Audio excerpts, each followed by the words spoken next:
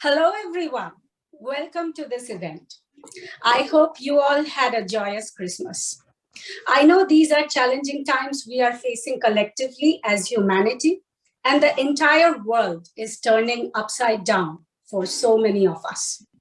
So I feel now more than ever, we need to find our life purpose in order to lead a meaningful life that fills us with inner joy and contentment. This is why a discussion such as today's is so important. And that brings us to our topic of the day, discover your Ikigai. Today, you will be introduced to the concept of Ikigai, which is a Japanese word meaning reason for being, something that makes life worth living for. Ikigai gives direction and purpose to life. It is about doing what makes you happy, going with the flow, and pursuing that which makes your heart feel light. It is the fire within that propels one to spontaneously spring into action and enjoy the journey of life while deriving meaning from it. Ikigai is the resilience that keeps one motivated to keep going and not give up in the face of adversities. It not only gives a sense of purpose to life, but also is the very motivation of living it. This panel discussion is organized by the NTU South India Alumni Association, which represents more than 900 NTU alumni in Singapore, and is headed by Mr. G.Arulmurugan. I hope I pronounced that right. Yeah, you're right. Who is the president of the association, Mr. Suman Kota, the vice president, and Dr. Krupakaran, the secretary. We are glad to have Mr. G.Arulmurugan, president of the NTU Alumni Association, present here with us today. Welcome, Mr. Arulmurugan. Please wave at us. Thank you. All the best. Okay. Thank you for being here with us today, Mr. Arulmurugan. Thank you. Okay, we have two of our protagonists present here, Mr. Karthik and Vishruth Jain's mom, as Vishruth is no more, right? Okay, so... And we have Vishruth's sister as well, Shruti. Vishruth's sister is here. Okay, that's great. Welcome to this session. Before we move ahead, let me briefly introduce myself here. I'm going to be the moderator for our panel discussion today. An international speaker, author, performer, and globetrotter, I work towards expanding consciousness on the planet. My upcoming book is titled Life is Abracadabra, which recounts magical true stories from my travels across the globe that will make you look at life with new eyes. And I live in Costa Rica, but these days I'm visiting India, and I feel honored to be able to moderate this event. Okay, enough about me. Now let us get introduced to our two wise and wonderful panelists today, Rahul Singh and Naresh Agarwal, who authored the book, You Know the Glory, Not the Story, whose Indian version is titled Engineering to Ikigai.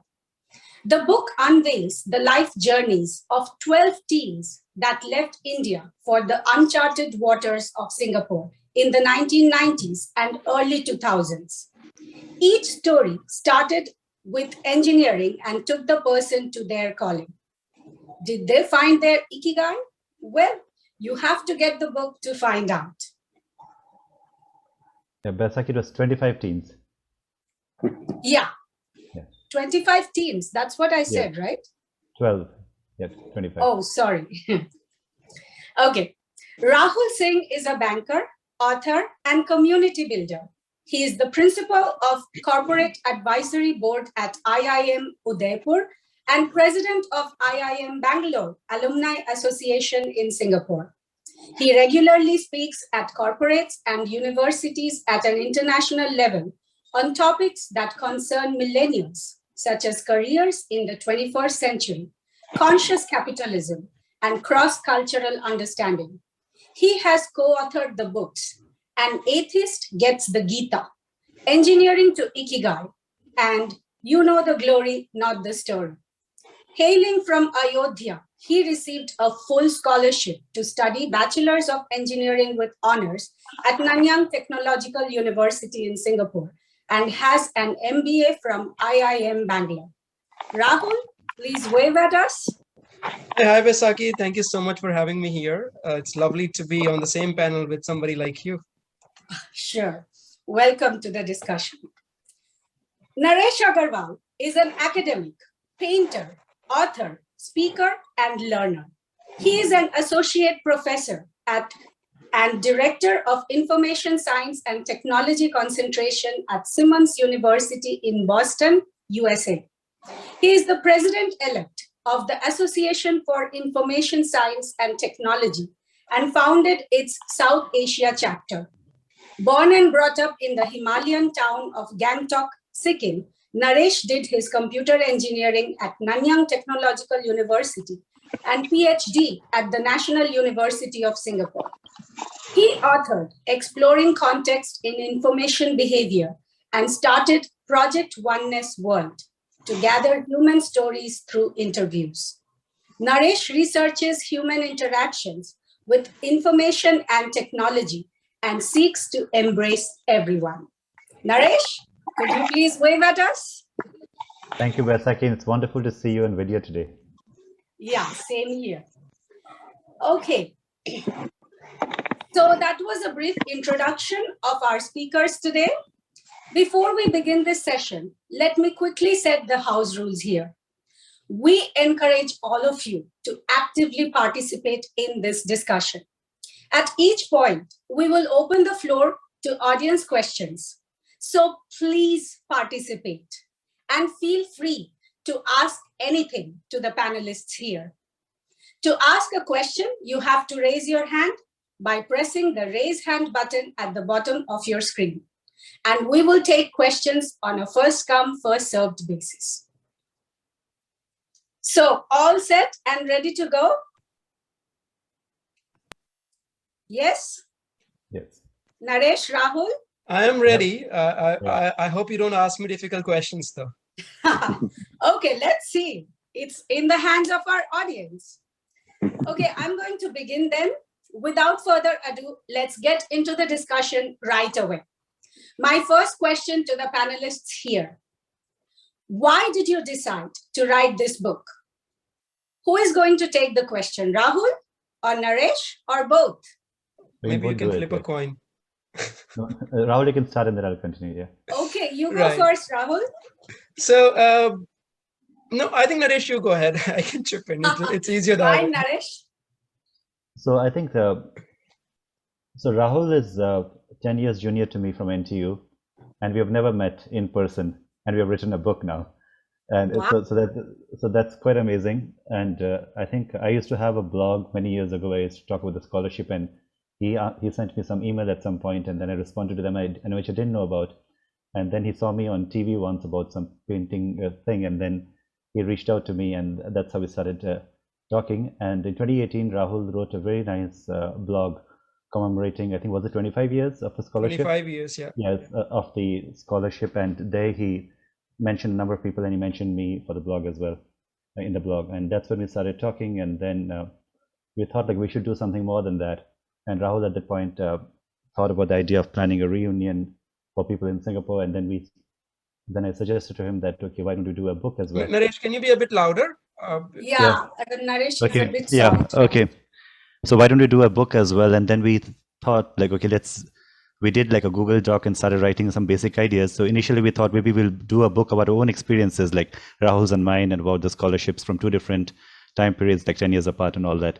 And then we thought that why would people interested in our stories? Maybe we should get more people. And then we thought of reaching out to other people. So then the initial idea was to have a central component as the people who got the scholarship. And we started doing that. But later on, especially as we started reaching out to publishers and all, we thought that the book has to be bigger than just the NTU and US people. And that is where the Ikigai came in terms of this idea of anybody finding themselves in at least a few of the stories, if not all of the stories. And then over the next 2 years or so, like a year or so, it was this period of identifying people through snowball sampling, like reaching out to some people and then getting them to suggest other people. We also try to be representative, like getting people from NTU and NUS and people of different genders and both the universities are kind of having a big balance. Also different batches, like we were trying to cover like 25 batches. So we did not manage to get all the batches, but we succeeded quite a bit. And we were also trying to get people from different professions. So that entire period of trying to get stories was this big time period. And then it was about writing them, editing them, putting them all together in the form of a book. So it was 3 years. And initially we thought it would be like a year or 6 months effort, but book writing is always like that. It always takes much longer than we anticipate, but finally it is out and we're happy about it. Rahul, you guys are like 12 time zones apart and more than 15,000 kilometers away. I mean, how did you coordinate with each other to do this book? And you've never met? That's amazing. Rahul? Yeah, so that is what it is, Baisakhi. I hope I'm audible, or do I need to be louder? Yes, you are. Okay. You are quite audible. Okay. So I often get these posts where, especially on WhatsApp University, where the people tell you how social media is bad for you, how it's eating away into your time, how you don't get life because you're always on social media. And I would always argue that no, social media is a brilliant thing. How else would I meet somebody like Baisakhi? How else would I meet somebody like Naresh, who I've never met but met? So it's like a knife. A knife, is a knife good or bad? Is money good or bad? Depends, right? Depends on how you use. If you give a knife to a surgeon, he's obviously going to put it to good use. But if you give a knife to a murderer, they will also put it to some use which may not be good, right?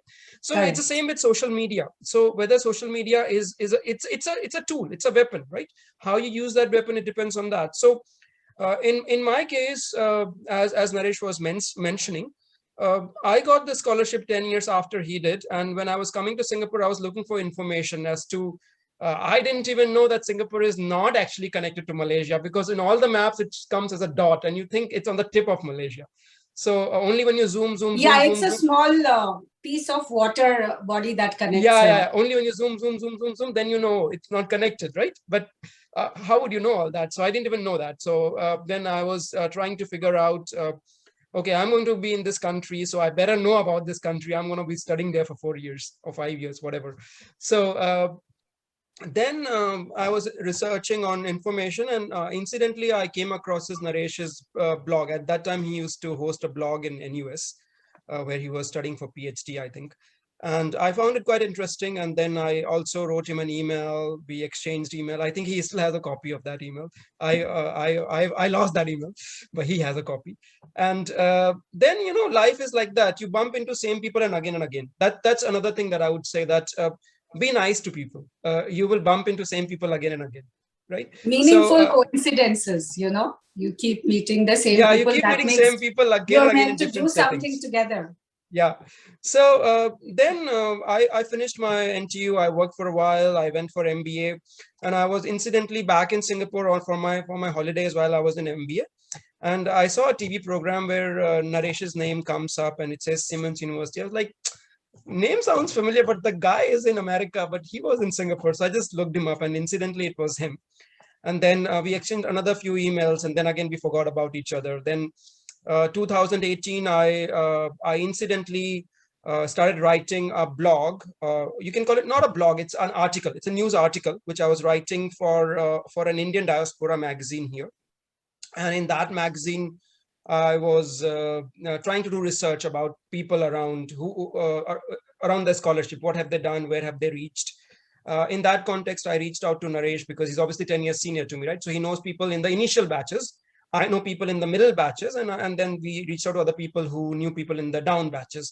So I was trying to see, okay, what have these people done? I mean, the scholarship was given to these people. What have they made out of their life? So in that context, I contacted him. The article came out. The article kind of became quite popular among the alumni community, especially among the scholars. And then Naresh and I discussed if we can make something bigger out of it. And then that's when the idea of book came. And as you rightly said, we are 12 time zone apart, but we never felt like that because we collaborated so tightly.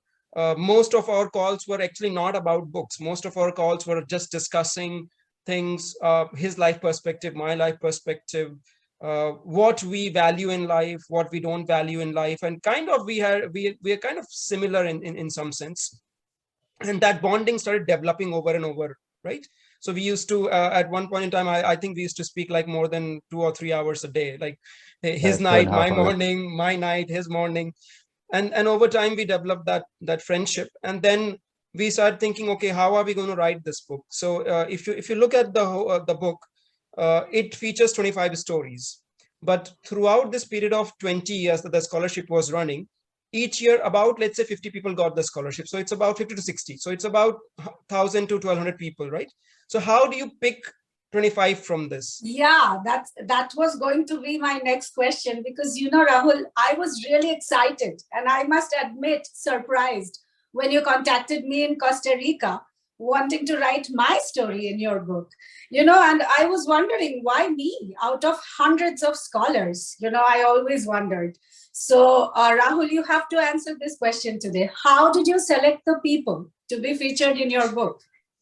It's quite simple. We had a process of elimination.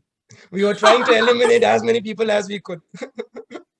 So wait, your initial sample was the entire 1,000 Our initial scholars? sample was the entire 1,000, 1,200. Obviously, we do not have access to everybody. So what we started doing was like, let's say I am from 2005 batch. That's when I entered. So I would know three batches up, 3 batches down, right? So by and large, I would know them, and those people will know people down and up, right? So we started doing that way. So Naresh is from the 3rd batch. So he obviously knows the 1st batch, 2nd batch, and people down. So he knows everybody in 1990s, let's say. I know Mota, I know people in the year 2000 wala batch. So 2000s. So we started contacting people in these batches, and we used to ask them one simple question. Who is doing extraordinary work in your batch? Something different. Something different. Wow. Something different. Something different. So our process was elimination. So how do you eliminate? Obviously, most of us would be in corporates, right? So we're like, corporate people out. So it was like as if you are biased against corporate, and it's a fact. We were biased against corporate people, because if we were to include corporate people, then we would have to include 1,000 people, and the book will never be written. Correct. So correct. So yeah, I think Naresh. one interesting thing in this is that even though we did not really actively think of the word Ikigai until that point, but I think Ikigai was always in our mind right from the very beginning, which meant that we were kind of looking for people who were listening to their minds and doing what they felt like, and not something which was the norm to do. So any person who was just following the norm of okay, finish this and find a job and do something, I think those people we were kind of not very interested in.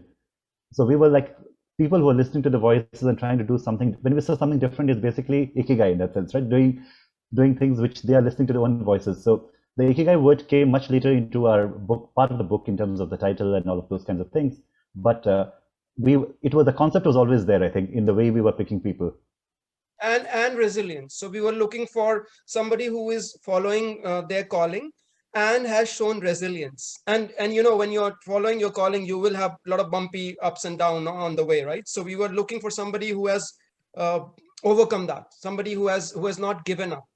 And so that was the simple process. I mean, complicated yet simple. We had a simple guiding principle.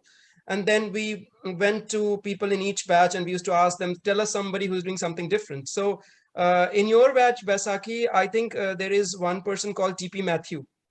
So he mentioned that you are doing something extraordinary. I'm like, what extraordinary is she doing? So he told me that you are somebody who will just pack her bag and travel to any part of the world. I was like, yeah, that sounds fun. Let's speak to the person. So I don't know, Baisakhi, if you realized, but we were not very we when we talk to people at that point in time, we kind of are still exploring. We are not like promising anything. We're just trying to get to know the person, because we just hear about people from somebody else, but we also need to evaluate it from our own perspective. So that's when we talked to you, and we said, yeah, seems like there is some story there.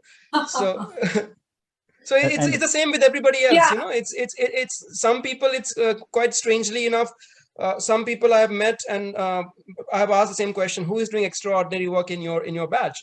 And, you know, people are generally humble. They will talk about everybody else, but not themselves, right? So in one such meeting, I met another of your batchmate, maybe not from the same university, but maybe you know her from JC. So Susan Day. Yeah, Susan. Yeah. So Susan is obviously a great person. She's a dancer. She was All India rank holder in ICSC and a great person.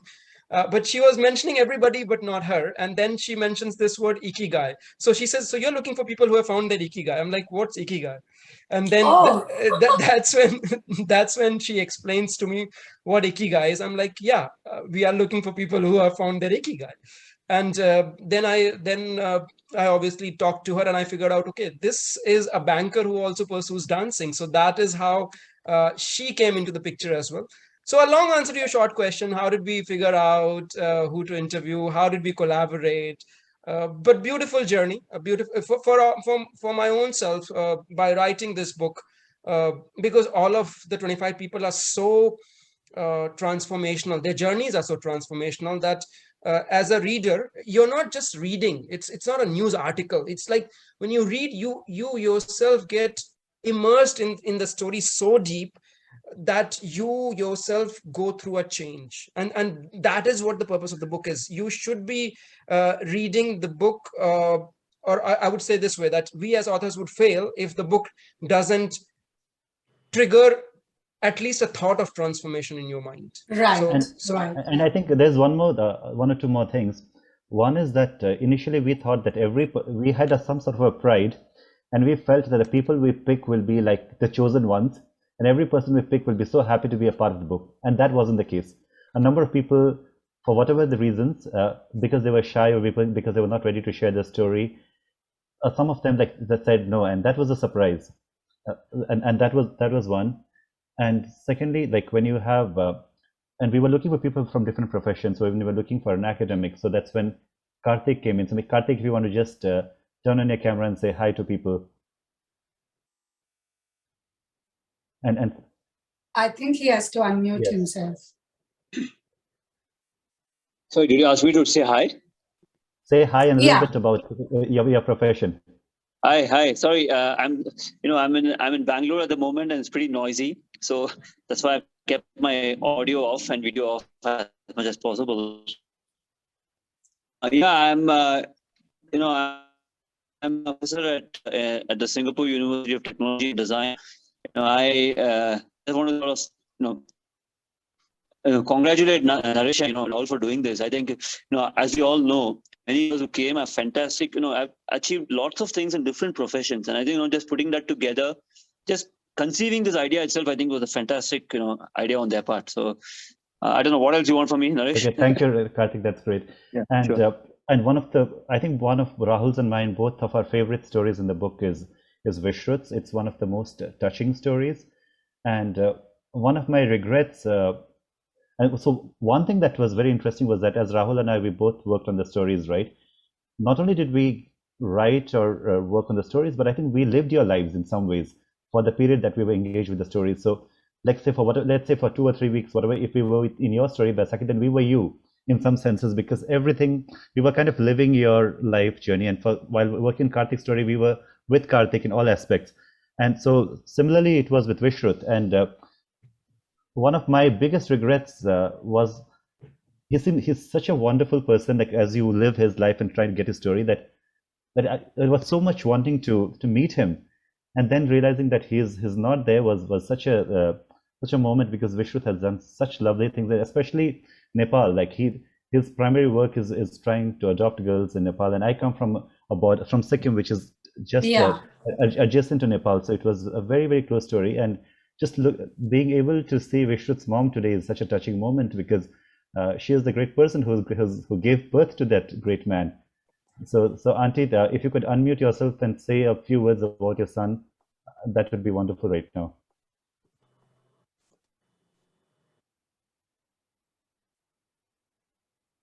Hello, everyone. Hello, Auntie. Hello. It's a very emotional moment, but I'm proud of my son, and he has done such a wonderful job. Now we are carrying his legacy, and now we have also we have also at least 16 children. They are under Vishud Foundation. They are learning. We are giving them physiotherapy.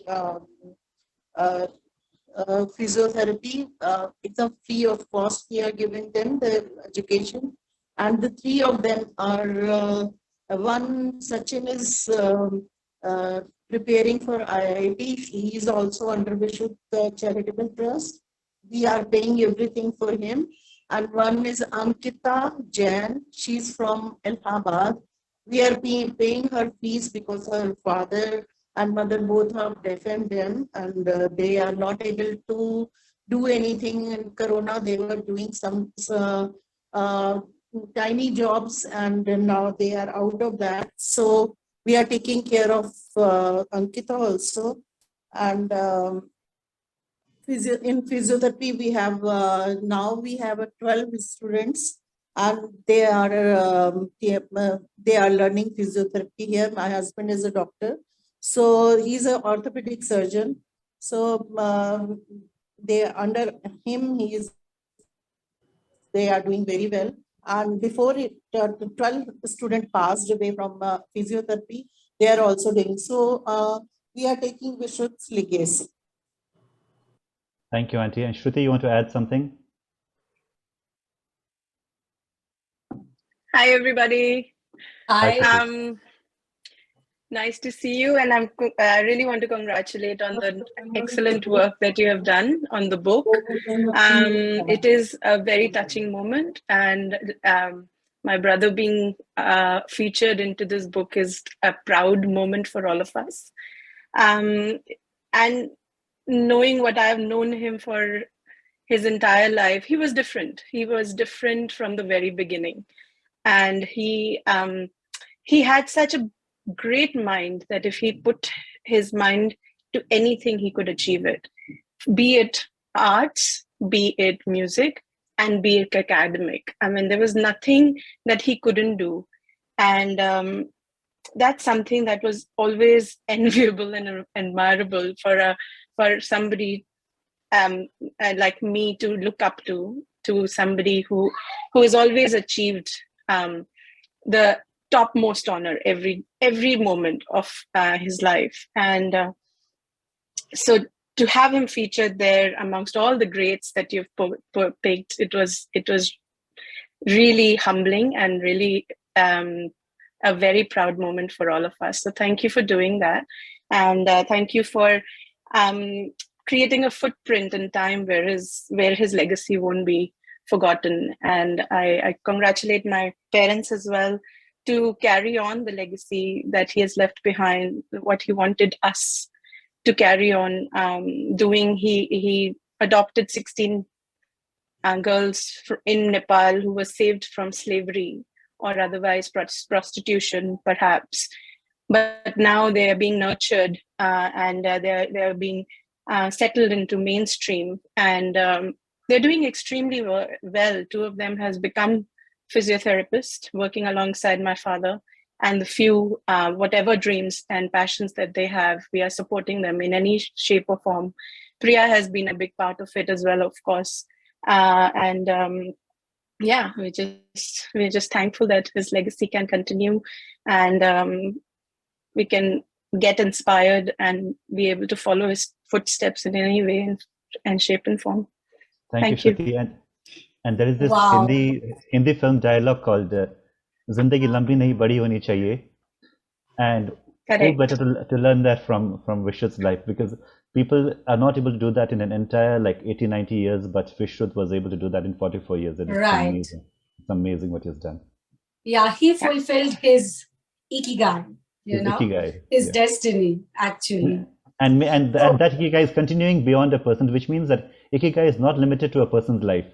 That's what this story tells us. His work lives on, and I think that is the purpose of this discussion. It's to open this platform for people to figure out what they came here to do and what is their reason for being, and find that inner purpose, that inner vision, that work which brings you inner joy. I think that's most important, and that's what Vishruth did, right? And even if one person can get inspired, I feel even one person can get inspired by another person's life. I think that's a big enough achievement. And he has given at least four of us, which is my mom, my dad, me, and my sister-in-law, who are carrying on the legacy. And hopefully these children, we are training them that they have to carry on his legacy as well, because they are being nurtured through his foundation. So if every one of them can nurture one another child, the world would be such a better place. Exactly. And that is what we are inculcating in them as well, that as you become self-independent, you have to make sure that you also train and educate one other person, and that one other person, and that help us create a chain where we leave a better world behind us. Thank you, Shruti, for those lovely words. And I think at this point, we can take some questions from the Baisakhi, audience. I want to say something to what Shruti said. Sure, Shruti, sure. You touched upon the three things which was the motivation to write this book. So obviously, number one was to document these stories, right? Otherwise, these stories get lost in time unless you document them. And we all know that a lot has been said and read and written about people who went to the West, let's say to the US or UK, from India particularly. But not a lot is said about people who from India, let's say, or from the subcontinent go towards East, or go to countries like Singapore, Hong Kong, Japan, right? Not a lot is said about them. So one idea was obviously document this. The other idea was, I think, which was the crux, the central piece was to inspire, which Shruti you mentioned, that the idea is that this book is written for people who are 12 to 35, largely. Anybody can read, but that's our target audience. So the idea is that there are 25 stories. All of them are so diverse, from Baisakhi, who is a globetrotter, to Vishruth, who is a philanthropist, to Karthik, who is an academician. So the stories are very diverse. And the idea is that when a kid or a grown-up adult is reading these stories, at least one of them resonates with them, and they get inspired to then take that inspiration to somebody else. So that was the idea. So that's the second point why the book was written. And thirdly, which Shruti, you also mentioned, pay it forward. All of us, every 25 of us who are mentioned in the book, have benefited from this very generous scholarship which came from Singapore. So what are we going to do about it? Like, is it like, okay, I got it and that's the end of it? Or are we going to spread that happiness, that joy in whatever capacity we can to pay it forward to next generation? I think Vishruth pretty much epitomizes that, because he really 16, he sponsored 16 girls, right? It's not an easy task, even when he was there, and now the legacy is being carried on. So I think the whole idea was that if you have something, or if you gotten, like, let's say a scholarship or a piece of advice, or by some fortune you got something, share it with others, because that should be your motivation to live your life beyond yourself. So I hope I've covered the three reasons why the book is written. Yeah, cool. So we've gotten on a really good start, and I think we should take some questions from the audience, because they are really silent. Is there anybody who wants to ask a question to Rahul or Naresh, or both? Please raise your hand using the raise hand button at the bottom of your screen. I think if you can't raise your hand, if you don't know how to do it, you can just unmute yourself and just unmute yourself and ask. Karthik is asking a question. Karthik, yeah. Yeah, hi. So I guess, yeah, can you hear me? Yes, we can hear you. Yeah.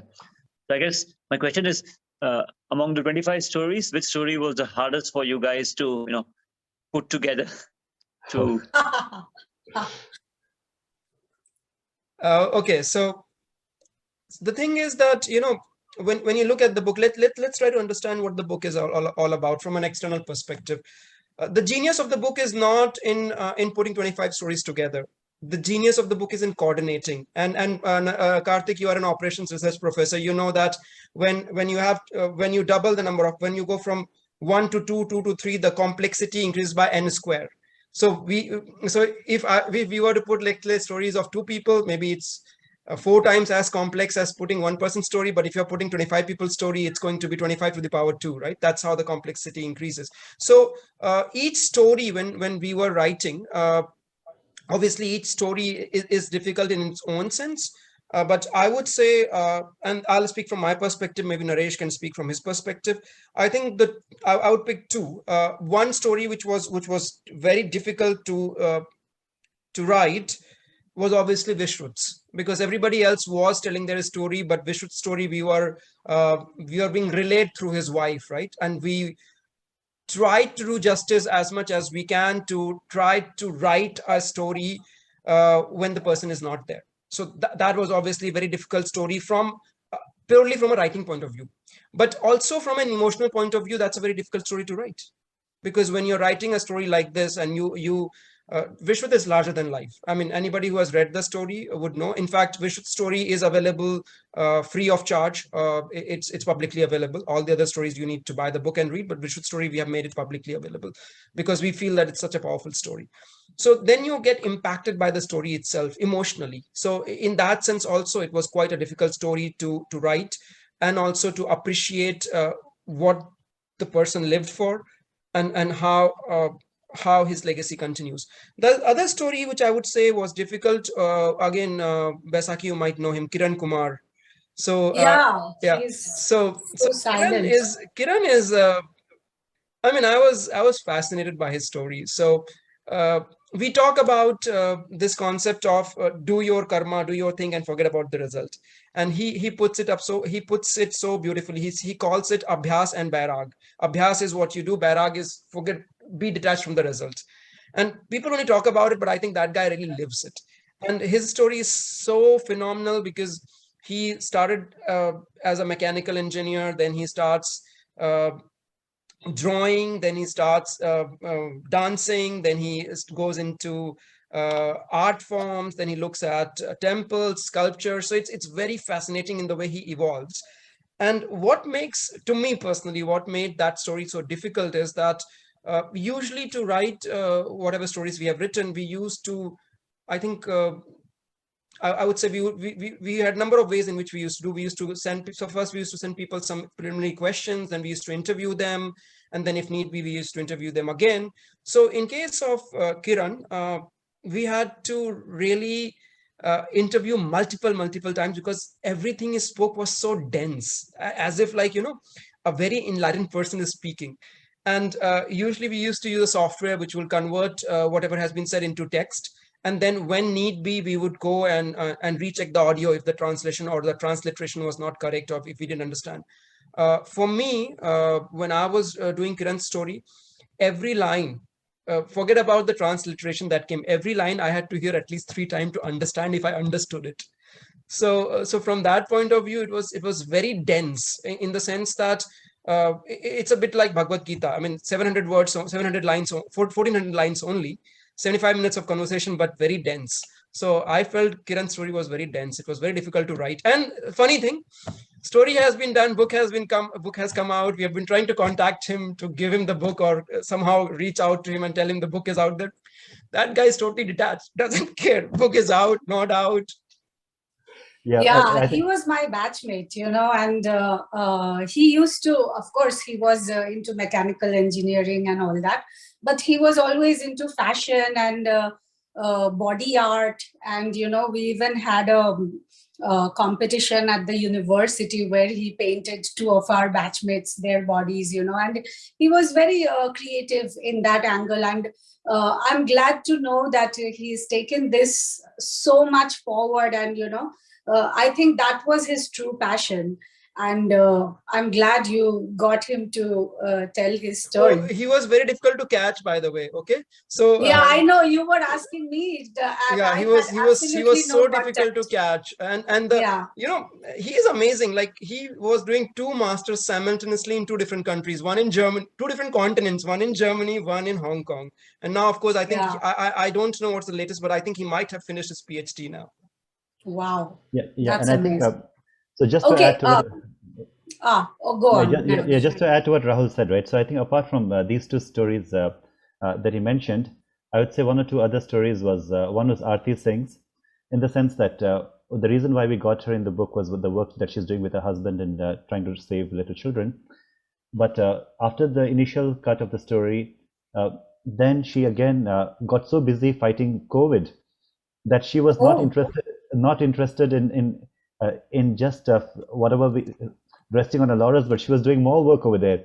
So it was difficult for her to, like, it took us almost a year to try to chase again and get her to be with us to finish her story. So, and I think so it's kind of shows the people who are working on different things, right? They are much beyond having the stories in print and all that. Because they're doing real work all the time. So that was Arti's story, and another story which was very difficult, I think, was Koreans.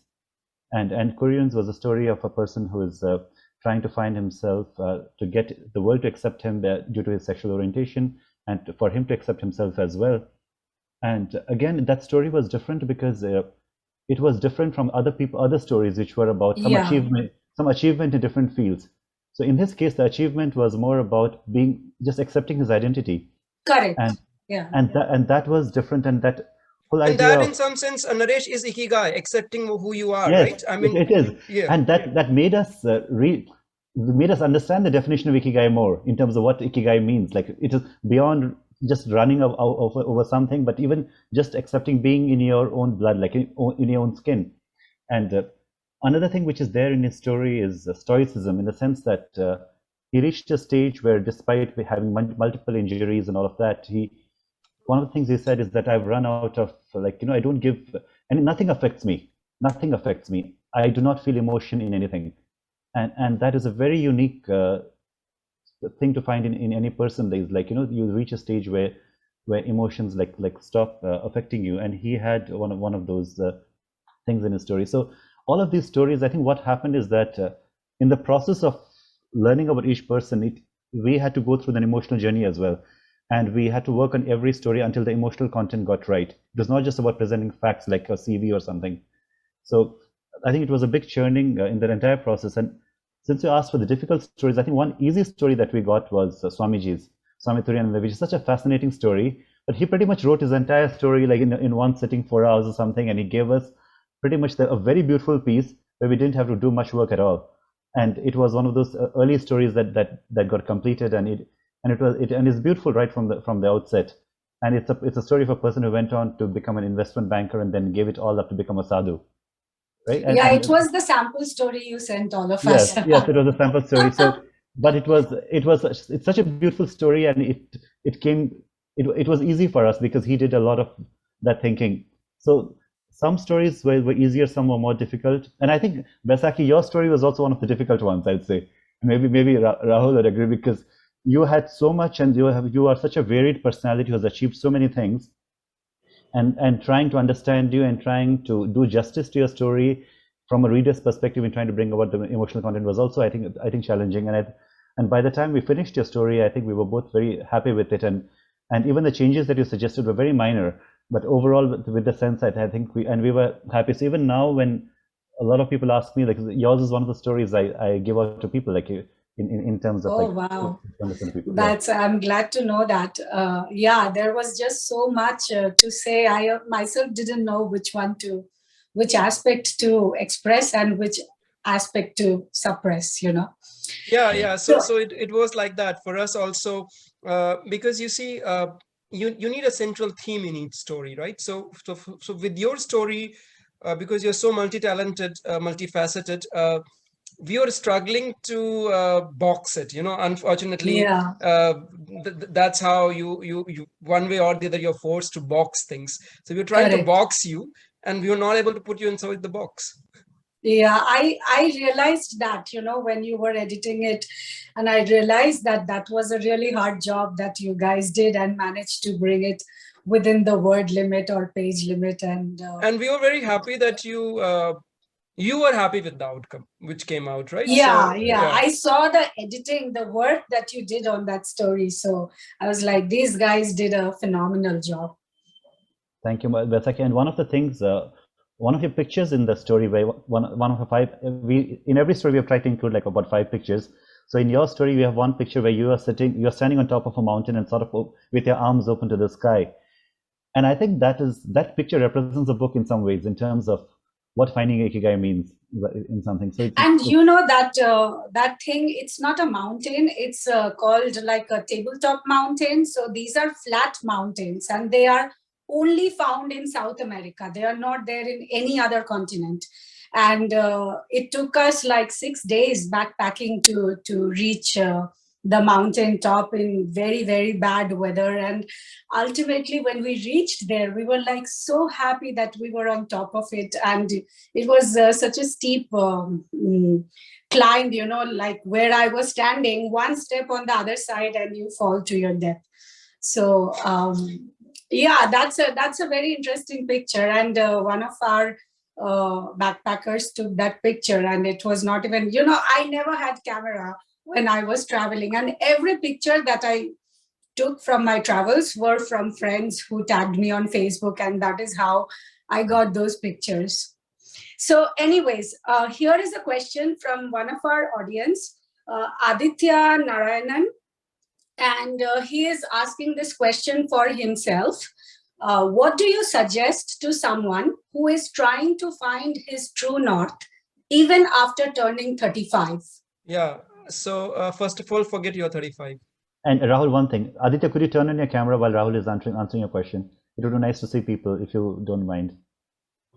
At least unmute yourself and let's hear you. Yes, thank you, Aditya. Yeah.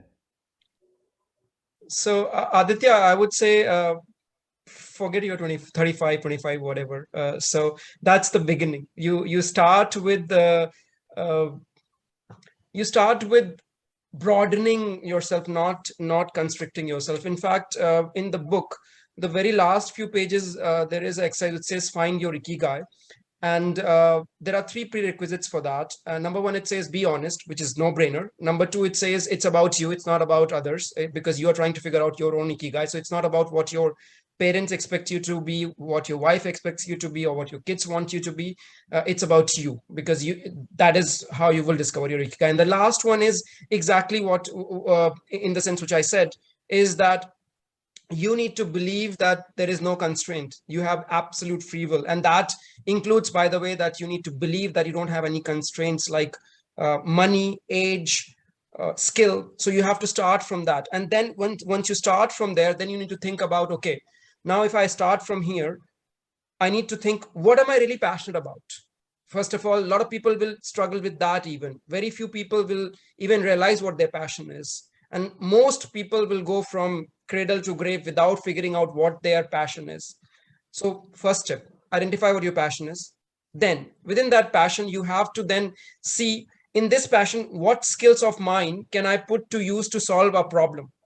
And not just solve a problem, but get paid for it. Only when all of these come together, then you find your Ikigai. So Aditya, if you go through the exercise, which is at the back of the book, you will be able to figure out your Ikigai. And one more thing to add is that I think Ikigai is not something which is one thing for all your life. You will have different Ikigais that you're looking for at different phases of your life. So when you were 15, you had a different Ikigai you were looking for. When you were 25, it was different. Now you're 35, you're different. So when you're 45 or 50, again, you'll have a new Ikigai that you might be searching for, because you would have lived your current Ikigai for the next 10, 15 years. And maybe that continues, but maybe something else, it evolves into something else. So life is a constant process of uncovering and discovering, right? And really trying to find ourselves and find life and connect. So age is just a number. In fact, the ISKCON founder, A.C. Bhaktivedanta Swami, right, who's known as Prabhupada, he was 69 when he gave up, left for India without any money and all that, into a ship, and then he left for US. Left for US in a ship, and then he went on to found this huge collection of temples all over the world, which are like beautiful in terms of the way are, and rich temples, right? It comes with hostels and a huge network all over the world, pretty much. And he was 69. So when people talk about age, I give as example, like, you know, it doesn't matter at what age you start. By the way, Trump was also 69. Yeah, but Trump had already achieved a lot in a lot of different ways. But that, yeah. So again, so that you're right, and that's where I want to bring this point. You know, like if you look at Alexander, he started at 26, finished at 32, whatever he had to do, right? Similarly, as Naresh was saying, some people start at 69. So age is not. And look at Vishruth. In 44 years, he has packed 88 years of life. Yeah. And Trump is a good example of a person who had different Ikigai in terms of different points in life. So maybe when he was younger, he wanted to be a rich man, but when he was like 69, he wanted to be the president. So it's again an example of how your Ikigai might change at different phases. Yeah, so I really I will liked just that. add something there, if people understand in Hindi or Urdu.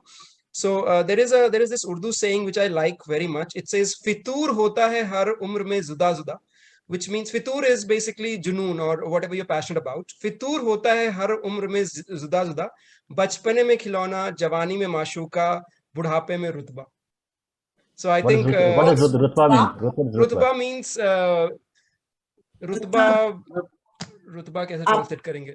आपका समाज में क्या नाम सम्मान, है? रुतबा या सम्मान. Yeah. Acha, how people know you. It's like your identity. Your yeah. So it says बचपने में खिलौना, जवानी में माशूका, which is lover, beloved, and बुढ़ापे में रुतबा. Yeah, I really liked that fact, what you told this guy, that forget that you are 35, because age is just a number, and time is the same. Many yogis and all, they frequently experience timelessness and agelessness.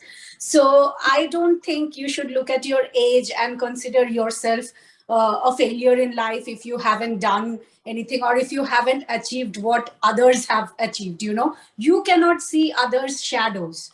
You don't know what what failures they are dealing with, because they are only showing you their success. So I think this thing that you said, that forget your age, at any moment you can stumble upon your Ikigai, and that Ikigai constantly changes throughout your life, right? To summarize. So I would say this way, how do you know it's your Ikigai? I think that's very important. And Naresh and I both believe that you already have your Ikigai in you. So it's like, I think this is a made up story, but nonetheless, I'll say, when somebody asked Michelangelo, how do you make this sculpture out of the stone? And he says, the sculpture is already there. I'm just removing the extra stones, right? I mean, so humble of him to say that. I'm just removing the extra bits. This is what Anita Murjani told me in our interview, that this is a really, really good concept. I think we all come here on earth with our passions inside of us, with our purpose. And I think what you said, you just have to sculpt away remove what is not necessary. Remove the non-essentials and focus on the core. Focus on the core. And then Ikigai is like that. It's like, how do you know you have following your Ikigai? It's like, as I say, when you do something and you feel light like a cork as opposed to heavy as a stone, that's when you know. If you are going to office, you're feeling heavy, no, it's not your Ikigai. And if you're not enjoying it, right? If you're not enjoying it, because then you will feel heavy, right? I mean, and life is like that. Like, you have a desired state and you have a current state. The more distance you have, the more stressful you will feel and the more unhappy you will get. So it's about bridging this gap. Your reality and where you want to be, you need to bridge that. If you're not bridging it, you will be more and more unhappy. You may earn a lot of money. You may also become very famous. I mean, a lot of media people, lot of Hollywood actors, Bollywood actors, they have money, they have fame, but still unhappy. And they commit suicide, and they are into drugs and all that. One thing I wanted to add here, when you are following your passion, or when you are following your Ikigai, even though the path is very difficult, even though the path is very hard, you will feel inside that you are fighting the good fight. And that's the confidence that you can overcome it. Yes. So Ikigai is exactly that. Ikigai is resilience. So the way I like to say it, like, you see, life is full of struggles. No denying that, for everybody and anybody, right? So you see, Ikigai is like that sugar. When you're down on energy, it can pump you, right? Because you need that, right? And happiness is a bit like salt, right? So if your food is not lacking salt, it's not that you can't survive, but if you sprinkle a little bit of salt or a little bit of pickle, it makes the food tasty, right? So happiness is like the sprinkling of, but you can't fill your stomach with pickles, you can't fill your stomach with salt, right? Correct. So if you want to fill your life with only happiness, it's not going to happen. So when your life is not sprinkling those salts and pickles in your food, at that time you still need to go on. So glucose will take you there. I mean, it may not give you protein and anything else. So Ikigai is like that glucose that keeps you to go ahead and forward. Right. And you feel it inside that, this is where I want to struggle, because no matter which path you choose in life, it will always be difficult. So might as well choose the path of your heart, that path which gives you passion, because at least you will feel an inner sense of achievement and joy, which you won't feel if you are on a path that is not meant for you, that every day when you wake up to go to work, you resist it. So that's how you know that is not your path. And then you should do some soul searching and figure out what is your path. And the example I like to give here is the car example, right? So your life is like a car, but you need to know who is in the driver's seat. If you are not in the driver's seat, then somebody else will push around your car, right? Yeah. And if you're in the driver's seat, even if the road is bumpy, you know how to control it. And there is a joy in driving that. And the fuel that will be fueling your car is actually your Ikigai. That is your fuel. That is your petrol. That is your gas. Very good metaphor. That's a wonderful and metaphor. Where you want to be, those milestones. Very nice, Rahul. Very good. Very good example. And one. So I'll just complete that thing. So the why are you doing this in that car? Why are you going somewhere? That why is your fuel. And how you want to go there, that's your roadmap. How do I want to go there? And the last thing, where you want to go, that's the what. So I'm trying to connect the what, how, and the why here. So your why needs to be very clear. Why am I doing this? Once the why is clear, you will figure out, okay, where do I want to go? What do I want to achieve? And then the roadmap automatically falls in place. The how is not a problem. But the problem with most of us is that we don't know the why. We know the what, and we're trying to figure out the how without knowing why we are in this. So speed becomes more important than direction. True. Very true. Very true. There was when I was growing up, right, there used to be a book around my house, which was a big inspiration to me. On the title of the book, there was a quote by somebody called Pushkar Lal Kedia, and that it said that Har manav mein छिपी हुई है दिव्य गुणों की आग, दिल से मर्म शिखा बस छू दो, तुरंत उठेगी जाग. And which means that inside every person is a fire of divine qualities. Just touch it with all your heart and it will immediately set ablaze. And it had examples of various people, and it said that how Ratnakar became Valmiki, how Narendra became Vivekananda, how Mohandas became Mahatma Gandhi, right? And these were all very ordinary people. They were not like very extraordinary people, but something in their like arose in them, right? Like how Kalidas became from a person who was considered the stupidest person, and then he became one of the most renowned Sanskrit poets ever.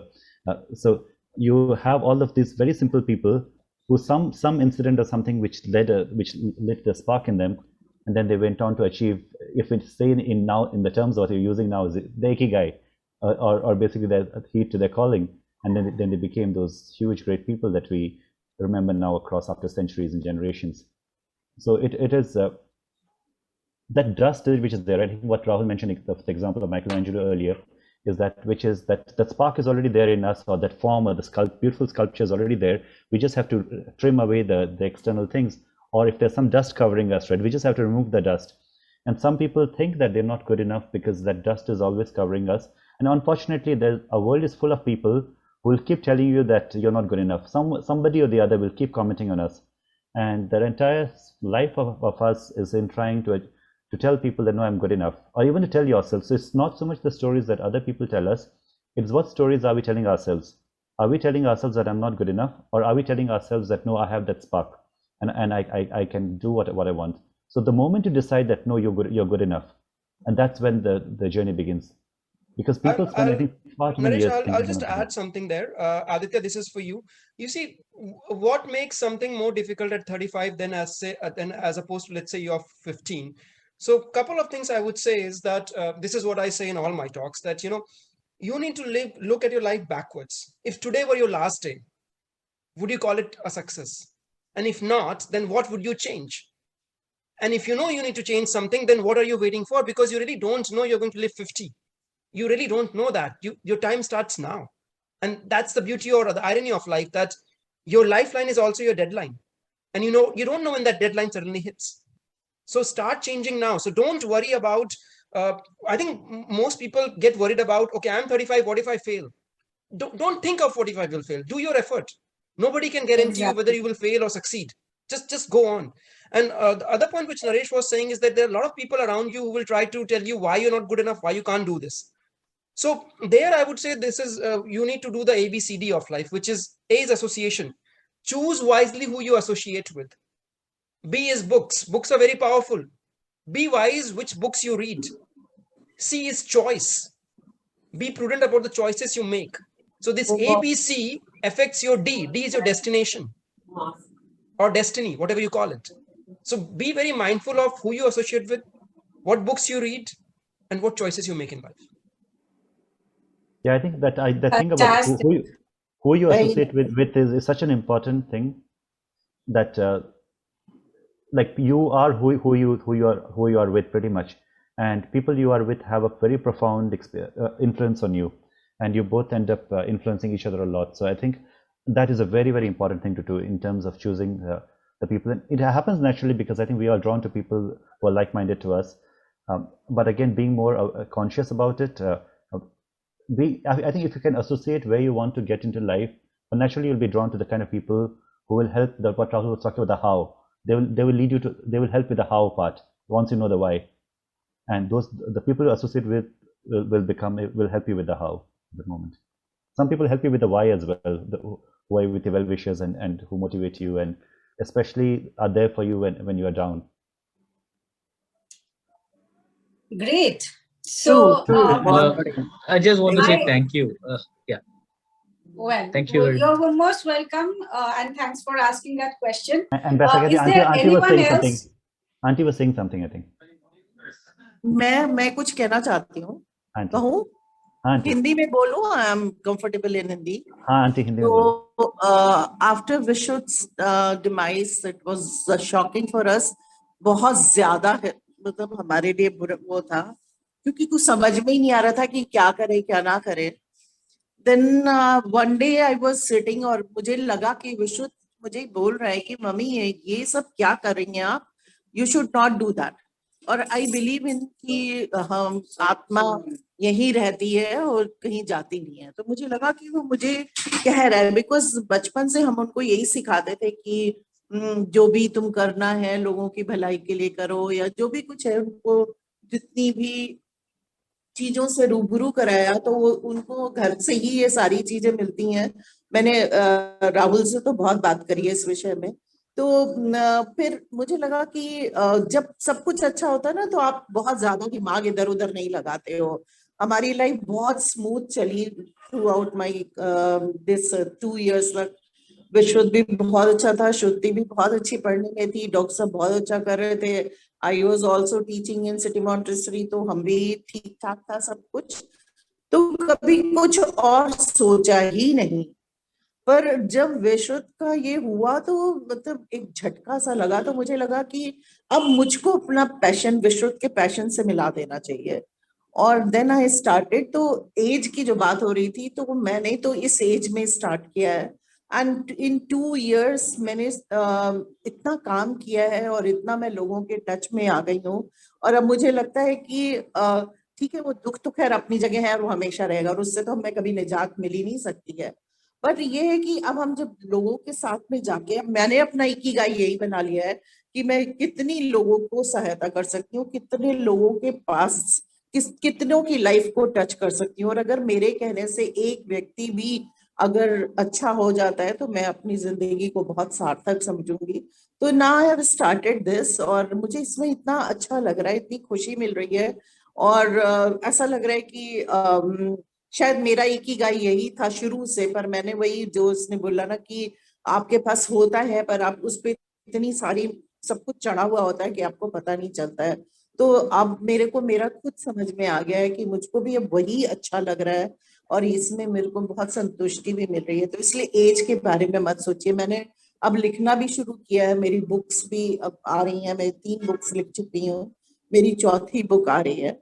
और विश्व से मैंने ये वादा किया है कि every birthday उसकी मैं उसको एक बुक प्रेजेंट करूंगी. जो मेरा 1 साल का अनुभव होता है वो मैं उसको लिख डालती हूँ और उसको मैं पब्लिश कराती हूँ. तो इसलिए प्लीज कभी मत सोचो कि उम्र क्या है, जो करना है, जो आपको अच्छा लगता है, start it and then you will feel कि हमने जो जन्म लिया है वो हमने सिद्ध कर लिया है, वो हम सिद्ध कर सकते हैं अपनी करनी से। Thank you. And Auntie, I want to say something. Yeah.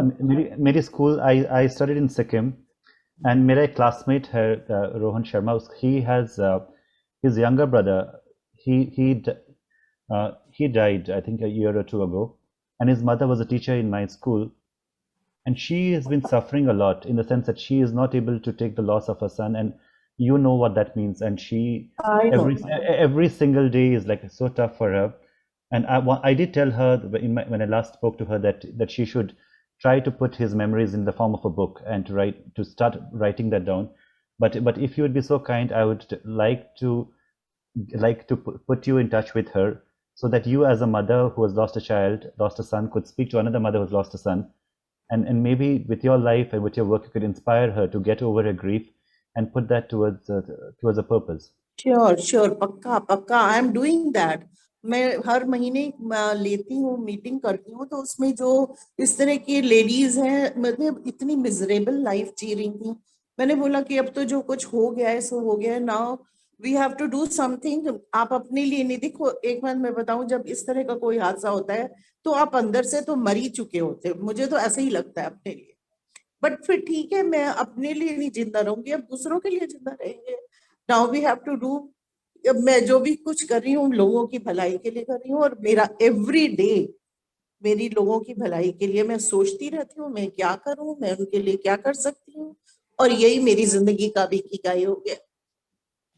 And I am feeling good. ऐसा नहीं है, विश्व का दुख तो रहेगा ही, पर ये लाइफ जो मुझे अब मिली है, जो मैं अब जी रही हूँ, क्योंकि पैसा रुपया मैंने देख लिया, इन सब चीजों से कुछ नहीं होता है। विश्व के पास तो करोड़ों रुपए थे, ही वॉज वेरी वेल्दी, और एक मिनट में चला गया, उसके पैसों का क्या हुआ? तो अब तो मुझे पैसों का कतई, कोई अगर पैसे की बात करता है तो मुझे बिल्कुल अच्छी भी नहीं लगती है, कि पैसा कुछ नहीं है इस दुनिया में। आप वो जो कुछ करके गया है आज एवरीवेयर, चाहे वो सिंगापुर हो चाहे इंडिया हो, हर तरफ उसका नाम हो रहा है, बिकॉज सीएमएस में भी उसने बहुत कुछ करा। तो उसके तो मैनेजर ये कहते हैं कि मेरी जिंदगी का जो मैंने सीएमएस खोला है, उसमें मैंने अपनी जिंदगी का एक विश्रुत जैसा बच्चा पैदा करके अपनी जिंदगी को सार्थक कर लिया। He says in front of everyone। तो बहुत कुछ वो कर गया है, ठीक है, हमारे लिए बहुत दुख की बात है, पर एक गर्व की भी बात है, और मुझे तो वो मेरा इकिगाई देके के चला गया है, मैं तो यही कहूंगी। Thank you, Auntie. Amazing. I think our president, Mr. Arulmurugan, wants to say something here. So let's hear him. Mr. Arulmurugan, could you please unmute yourself? Thank you. Thank you so much. Can everybody hear me? Yes. Yes, we can hear you. Yeah. A very good morning to Saha. Thank you for wonderful moderating, and I'm very hats off to Mr. Rahul Singh and Mr. Naresh Agarwal sir for doing such a great job in making, bringing a wonderful concept of Ikigai, uniting all the scholars and multifaceted personality through this book. I really surprised. How did you manage timings apart from your professional work? What you're doing, how did you collaborate?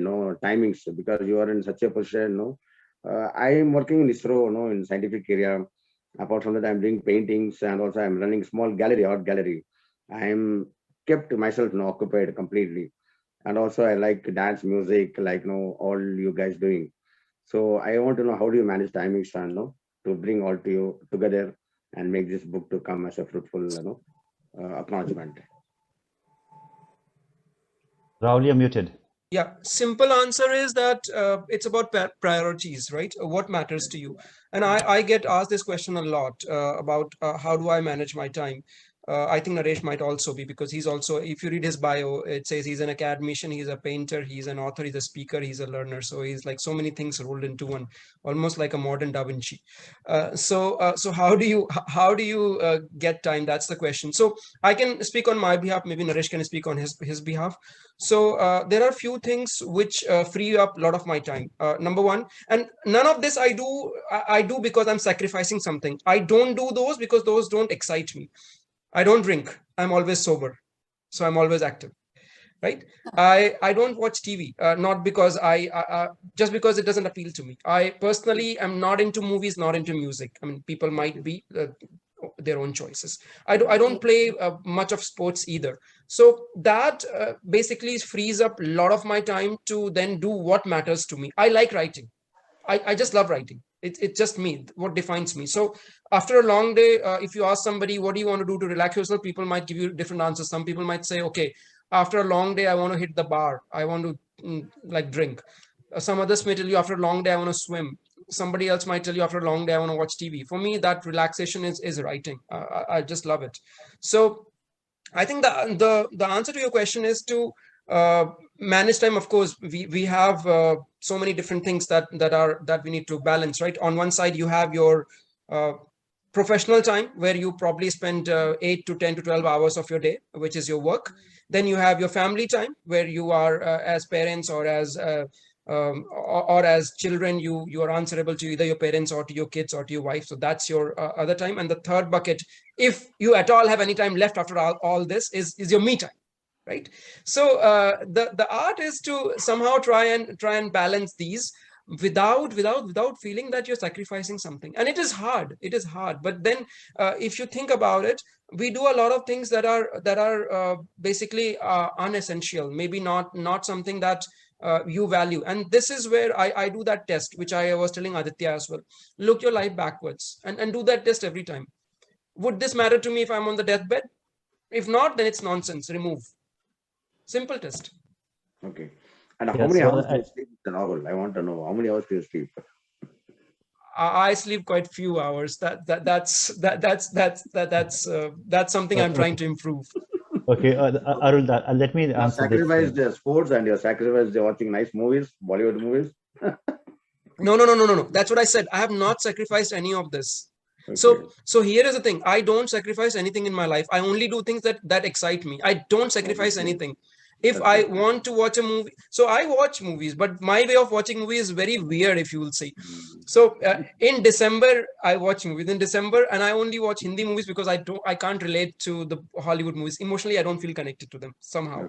So what I would do is I would look at the list of movies released that year, and I would read the synopsis, and I would say, I want to watch this one because this sound kind of resonates with me. So a very different way of watching movie, and I will probably watch 1 or 2 movies, and that too maybe at my home. I seldom go to a movie theater to watch, but not because I'm sacrificing something. You see, whenever you feel that you're sacrificing something, rethink. You should not be sacrificing anything. Yeah, you're right. Unless you sacrifice, we cannot do what we really have, that Ikigai. But I'm saying ulta, Arul. I'm saying don't sacrifice anything. Never do anything with the feeling of sacrifice. Do what excites you. You will never feel you're sacrificing anything. Like there is a saying, right? If you do what you love, you will have to never work again in your life. Why? Because you're doing what you love. So you don't have, it's not a job anymore. Right. You're right. I love movies, but as you say, no, I will not choose all the movies. Selectively, I'll see. Is it really worth meaningful that way? You have to optimize. You have to optimize. At some point, you have to see that I only have this much time. In this much time, what can I do? But I think that Naresh wanted to add something to that. So one of the things I think, as Rahul, I think I also end up getting like 4 to 6 hours of sleep, and I always I make resolutions and use a sleep app on my thing to say that okay, I should, not because I can't sleep, just because I don't go to bed on time, and then I have to wake up again to put my son on the school bus and all that. But it's so I think what ends up being sacrificed is my sleep, which I think is wrong, because we all, in all the buckets that we have, right, increasingly I realize that your health is the biggest bucket, because once that is there, you can do everything else, otherwise you can do nothing. And even in health, you have your diet, and you have your sleep, and you have your exercise. So even in all of these buckets, your sleep is actually the most important, because if you have slept enough, then you can exercise, and then you can do the other things. So sleep is actually one of the biggest buckets, and trying to schedule 8.5 hours of sleeping time or going to bed early is actually important. But anybody who knows me will say that I do not have the authority to say that, because I don't follow it myself. But I'd say that that's one thing that I need to work on towards my Ikigai. If I say fixing my sleep hours, that's one thing. But in terms of achieving those things or whatever else you want to do, right? Once you know the why, I think once you have the clarity, I think by the time, I'm not sure, maybe Rahul got that in his 30s, and maybe I started getting that in my 30s, and by the time you reach your 40s, you kind of know what you want to do, because before that you're trying to get somewhere in life, bada ho ke kya banna hai, right? And then you realize that kahin banna nahi hai, ban gaye bade, like jo banna tha, ab kahin nahi ja rahe, you're just going towards your death, right? So then you think that, okay, now you want to do the things that you want to do, especially those things that you couldn't do growing up. So now is the time to do that. So at the age of 40, I started learning like Hindustani music, not because I can sing really well, but because I wanted to learn that. So for the last 4 years, I've been learning that. So it's about doing all those things that you want to do, because the whole idea is about, even if you write, if you don't write a book, if you write one book or 10 books or 100 books, actually it doesn't matter. It is useless in the sense that it is only the meaning that we attach to it. On its own, it is meaningless. So if we are not having fun doing it, then what we do becomes completely is nullified. So one of the things which I like to tell people is that I do not want to do a single thing in my life which causes stress, either to me or to other people. So I want to do everything stress-free. That is my single motto. So I tell people that you ask me to walk a marathon with you, I will do. But you ask me to run a sprint, I won't. So the thing is, everything has to be something that you're enjoying every part of your journey, because if we do not enjoy the journey, the destination is useless completely. Because in life, right, one of the quotes that I hear about that I love is from Alan Watts. So he says that people tell you that life is a journey, and he says they lie. They'll tell you that first you're supposed to finish school, then you're supposed to go to college, and you're supposed to get a job, and then get married and have kids and wait for the kids to get married and all those things. He says that no, life is not a journey. Life is just a party, and in that party, the music is playing. And at some point, the music will stop playing. So it is our choice whether we dance while the music is playing or not, because the music will stop playing. So whether we do not listen to the music and ignore the music, or we dance while the music is playing, that is all life that matters. So if we do not learn to enjoy the music while it is playing, then we have wasted every part of life. So it doesn't matter what we are doing, even if we can spend a life sleeping by the beach, or we can spend a life writing books or learning music or doing dance or anything else. But the act of it is not important, because 500 years later, nobody will care about maybe this book or my research papers or anything else that you're doing. But while we are living each day, are we really living at each day the time that we've been given, the music that is playing, to our fullest potential or not? And that could be anything from doing dishes at home, or to cleaning a house, or talking to someone, or learning something. So we have to be aware of that, of a limited time on earth. And as Rahul was telling Aditya, that we do not know what that time is, right? So whatever time that is, so in every single day, we have to live that day fully. Because no matter what you're doing, that being aware of that life that we've been given, that is the most important thing. So I think a lot of times people get drawn to this idea of success or reaching somewhere. There's no success. It is what we attach something as success in our own minds. Somebody else might be looking at our lives and thinking of something else as success, but we come up with our own personal definition of success. So I think each day learning, living each day fully being thankful for our lives, being thankful for the music that's playing, that I think is the most important thing. And what we do is not more important. We will find things to do because we have to fill time anyways. Yeah, I think one thing I would just a couple of things I'll add here. This idea of success, it's very fleeting, and also both for Naresh and us, it was like a revelation that we thought, okay, we are going to reach out to these people and say, we are going to include you in the book, and everybody would be jumping, oh yeah, including me in the book. Okay, yeah, let's do this. But it was ulta. No, we were chasing those people because nobody cared about our book. Like, people are busy doing what they really believe in. They don't care whether you publish a book on them. They don't care whether you put them on the newspaper. They don't care whether you put them on TV. I mean, actually, in some sense, we were happy that we were chasing these kind of people, because then we knew we were chasing the right people. Because if you are chasing people who want to be in the book, then probably your selection process is full with people who want to be, right? But then we were going after people for whatever reason. Our assumption of that people want to be covered in a book or covered in a magazine or covered in a radio, that was not true. So then we realized, okay, these people don't care about this because it doesn't matter to them. They will do what they're doing anyways, whether you cover them, whether you don't cover them. The other thing which Naresh was mentioning, about Alan Watts, the music and goes on, and you need to enjoy the music. And people would often say, and Baisakhi, this applies to you, people will say, I love traveling. They don't love traveling, they love arriving.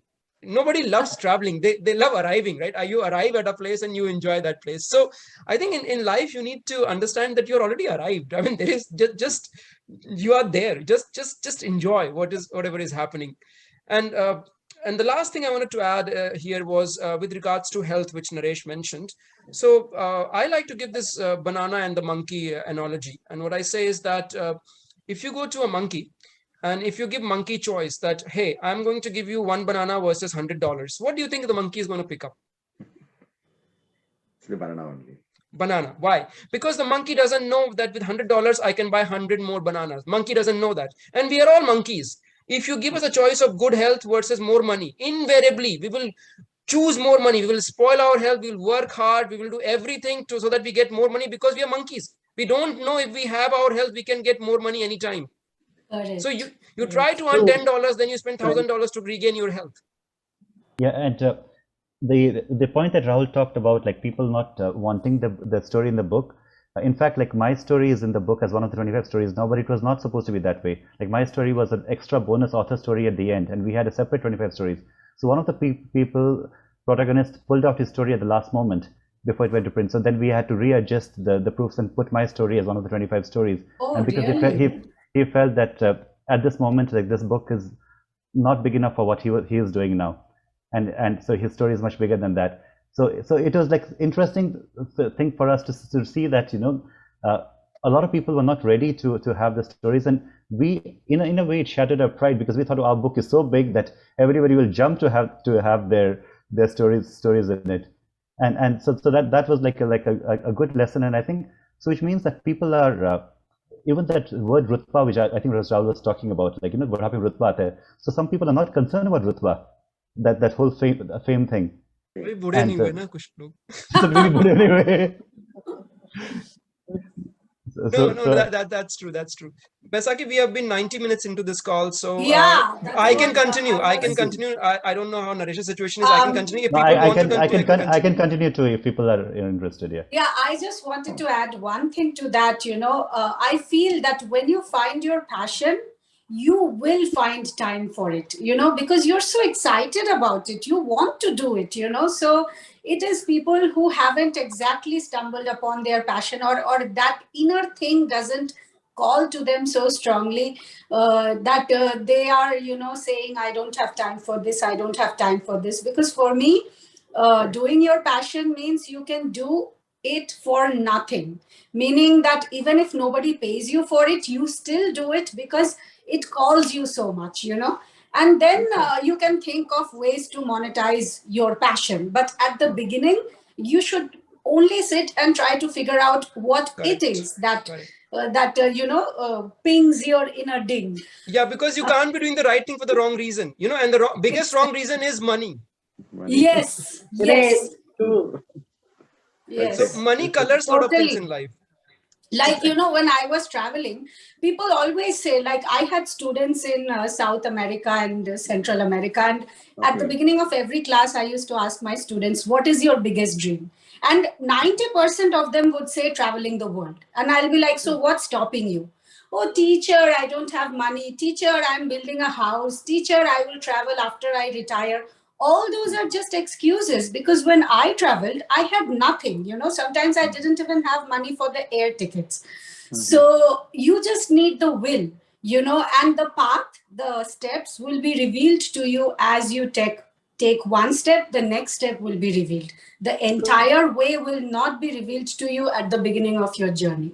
Okay, on that I will add something. You know, when you want to, let's say, go on a long path, dark long path in a forest, and you take a torch with you and you say, oh, I need to go 100 kilometers, but this torch only shows me 10 meters. But that is how the torch is. The torch is only going to show you 10 meters. You just walk 10 meters, then the torch will show you another 10 meters. And before you know, the 100 kilometers is gone. But if you want to stand here and say, okay, I want to see the 100 kilometers right now before I start, not going to happen. Exactly. So, okay, here are some comments from some of the participants. I wanted to add something, Baisakhi, at this point. Oh, sure, go ahead. So what happened was that I just happened to have a long conversation with, so I've been doing an art course for the past 7 months as part of like one of my titles is learner, right? So I keep learning something. So I've been learning fine arts to try to get better at it. There, one of my classmates in that, so she and I ended up having a long conversation, and because she got very emotional in that process, in that sense that she says that she's not happy in her job and she finds that she's kind of stuck in a wall. And then I asked her, like, so what do you want to do? And then she said, I want to travel. Okay. And then she talked about that whole idea of what is stopping her. So then and she knew that I had written Rahul and I, we have this book out. And then, and I told her that, see, in our book, right, there's one story of Baisakhi Saha, and who wanted to travel, and you should maybe if that story is there. And she told me that at that moment, she said that in the course of a conversation while we were talking to her, she said that I have already ordered the book in the meanwhile while we were talking. And she said, I wanted to surprise you with a picture of it, but now that you asked me that, yes, the book is there. Like, amazing. Yeah. Okay, I think we can really go on and on with this, but some people are leaving because it's been like more than 1.5 hours. So yes, Mr. Murugan, you want to say something? Yeah, thank you so much for the deep conversation. And one small request at the end of the session. So I would like to see all your talent like dance and narrators, paintings, and Rahul's other extracurricular activities. If you make a small group, WhatsApp group, it will be more beneficial to all the members. Probably who are interested to explore more, they can come into the group. So that we yeah, so this is for all the audience who are still here. There are these NTU alumni WhatsApp groups that you can join and stay connected with everybody, and also join these kind of sessions in the near future. I want to read some of the people I think who left. They have left some nice comments here for the authors and for everybody. So let's just read them. Sunil says, awesome discussion. Thank you very much, Rahul, Naresh, and all. Karthik Natarajan says, thanks for the session. All the best with the book. Ashwini Kumar Sahu says, thanks all. Very good to hear your... wait, it just went up. Thanks all. Very good to hear your thoughts and about the book. Shruti says, thanks for the stimulating discussion. These should be a regular thing. So people want more. Sujit Kumar Sinha says, thanks. It was nice to hear. And Rahul Singh has added the links to the chat groups on WhatsApp. So you can find in the chat section the links to the WhatsApp groups, as well as the links to buy the books. One thing more I would like to add here. Yes, these should be more. They should be more regular. What happens, in our schools and colleges, we have teachers for physics, chemistry, commerce, art, Hindi, English. We even have teachers for teaching you physical education these days, but you don't have a teacher to teach you happiness. No teacher to teach you what you're gonna do in your life. And to that effect, both Naresh and I want to reach out to as many schools as we can to at least talk about Ikigai. At least students will start thinking about it. So if you want us, if you can connect us to your schools, it'll be great. We don't charge for this, but we really want to do this because we think it's going to help them. I'll plan. Okay. Great. Before we close, are there any other links that you would like to share with the audience? Maybe your website or social media handles where people can follow you or learn more about your work? Maybe you can leave those links in the chat section, and whoever is interested can follow you. I will also leave a link to my website here. All right. I think we should call it a day. I'm going to summarize with a paragraph that Rahul gave me. So the Japanese word Ikigai means reason for being. Think of what you love, what you are good at, what you can be paid for, and what the world needs. When these come together, you get your Ikigai. However, Ikigai can be beyond these 4 components and doesn't have to include any or all of them. The moments you live fully, engaging in a hobby or pursuit, learning, connecting with people, being useful, choosing empathy over apathy, and being in the present, make your Ikigai. You can have more than one Ikigai, and it can change with time. You already have your Ikigai. You just need to discover it. So I think that's a very wonderful way to put the whole concept behind Ikigai. And so I'm going to go ahead and close this session. Truly, that was an enlightening discussion we had today, and I am blown away by all the ideas shared here. And I am sure we all have a wonderful message to take home from this panel discussion. So with that, I take your permission to close this session. Thank you all for being present here today and sharing this platform with us. I really enjoyed interacting with you all here, and I am sure everyone else did too. Okay, so let's call it a day. Thank you so much, Baisakhi. You've been a lovely moderator, and it's been a pleasure to interact with you. And thank you, Arul, for giving us a platform. Thank you so much, Mr. Naresh, sir. Wonderful speech. Thank you, Mr. Rahul. Great talk. All the best for the future. Thank you. Thank you. Thank you, Mr. Hari. Thank you. And Thank Neha you. just So sent to me- officially, this session is closed now. Excellent.